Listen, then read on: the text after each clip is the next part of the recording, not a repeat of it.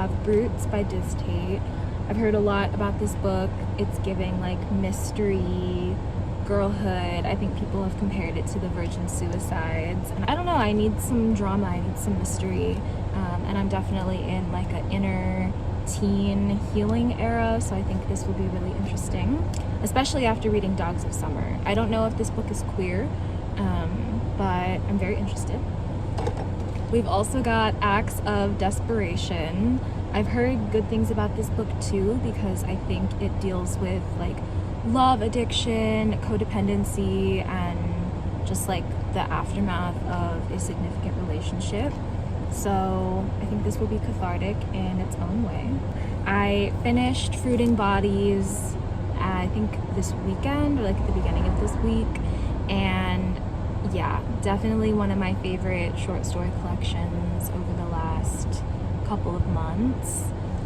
It feels really good to be on my reading grind, to be taking advantage of the public library as well. I used to volunteer at the library when I was in middle school, and then when I was in college I worked at the university library, and I just love libraries. I mean, I'm a Virgo, so any place that is organized and quiet and can stimulate my love of learning things and absorbing is going to be great for my whole vibe. It's always just really nostalgic to go into libraries, and it's honestly been really healing because there's a whole queer section. Like the way that they code books, there's like a pride flag that goes on the spine of books that either have, I think, like queer characters or is written by a queer person, and it's beautiful. That's not something that I saw when I was growing up, and libraries have always been just incredible centers of like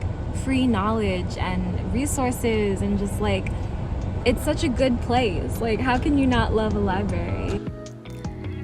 As much as I was really excited to get into Brutes, I just could not finish it. But before I arrived at that decision, I did have some things that the book brought up for me that I wanted to share.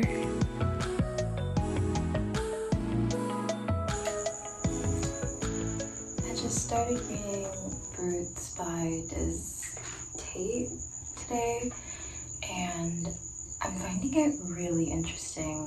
Like, the voice of the narrator is a collective we, and it's this group of like teenage girls, like 13-year-old girls, and I'm just finding it really interesting the way that they speak in unison, and like they are this collective prepubescent teenage girl unconscious, and it honestly reminds me of the type of belonging that I really sought after when I was that age. I don't relate to all of it because these are white girls living in Florida, but I do pick up on an element of like queerness and yearning, and yeah, I've just been feeling really gentle towards my 13-year-old self lately, my teenage self, just this being that wanted attention and validation and didn't know how to ask for what they wanted. It takes a lot of work to be compassionate for myself at that age. Don't fully relate to it just because the author is a white woman, and I don't know, I felt this way about Fruiting Bodies too. Like anytime the author will write like her pale skin or like her blonde hair, I'm just kind of like, miso. Still feeling like I'm riding the high of pure Nessie, and I just lent Dogs of Summer to my friend, so I think we're gonna be talking about that pretty soon.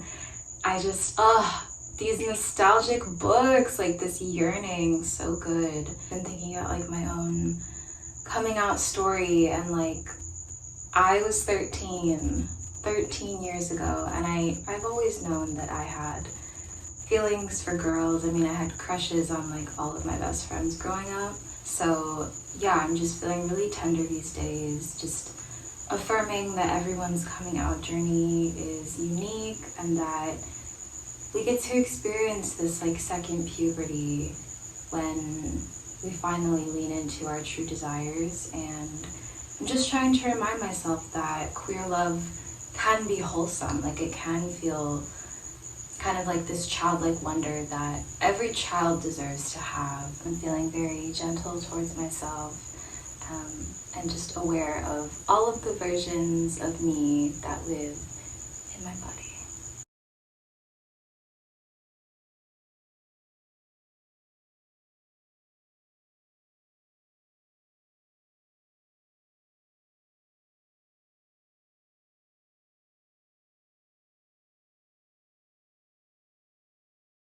I also realize I have not talked about postcolonial love poem like at all, but I have been steady reading this poetry compilation since I picked it up like 2 weeks ago at the bookstore. And I mean, I have nothing but good things to say about this collection. Like, this is the first time that I've read something by Natalie Diaz, and I just saw this at the bookstore. Like, I've not been recommended this book, but obviously it aligns with themes that I'm interested in and like relate to in my body. And I'm like on page 68 or 69. I just relate to it. Like, I love the themes of water and queer love and what it means to just, I don't know, have the stars and your ancestry like rattling in your bones at every waking moment. I also feel hyper aware of the fact that I share my body with my ancestors, that it is not just my own, that I belong to the earth, but at the same time, like, my desires are my desires and my body is my body.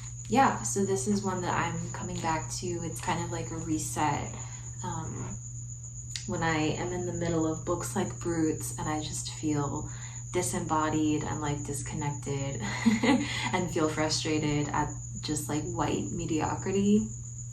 I come back to works like this, and then I feel grounded and grateful to be in a generation where there are like queer Black and brown poets abundant, and they are just like talking about things that sometimes I don't have language for. They're published, and I have like new idols and new inspiration that I can look to when I'm working on my own writing. I don't know, sometimes books like Brutes make me feel like both discouraged and really passionate, because I'll read something that I just find honestly pretty average and I'll be like, why can't I write that? And it's like, I can write that. In fact, I could write something better. I could write something more resonant. And, you know, this is no shade to the author. Like, that experience of white girlhood in Florida is her own, and I'm sure someone finds that story like to be resonant and to be healing. But whenever I think about the fact that there are so many like Black and brown writers telling these incredible stories, like, it just makes me want to join them. It makes me want to get my MFA in poetry or like creative writing. It makes me want to be published and just keep sharing my voice and like being very committed to storytelling. It is such an art. It is not something I want to ever take for granted. I honestly just feel like I have been storytelling my whole life, and I know that my voice and my experiences are worth sharing. I know that they're healing and they're powerful, and that they come from a place that is like so beyond me, so much bigger than me, which is why it feels kind of overwhelming sometimes to just be a channel for all of these like very big concepts. But again, works like Postcolonial Love Poem ground me, they inspire me, they help me to focus when I feel overwhelmed and distracted and intimidated. and I'm going to get back to reading now. So yeah, more updates to come. I finished Acts of Desperation, and that shit rocked me. Would I recommend this book to people? Probably not.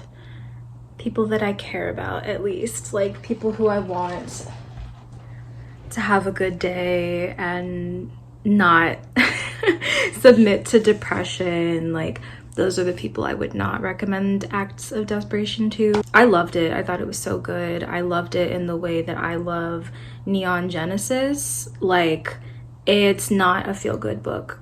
It definitely plunges you into the depths of just like addiction, codependency, self-loathing. Like, it is an emotional journey, and it is not for those who are looking for like a lighthearted chill read. Not at all.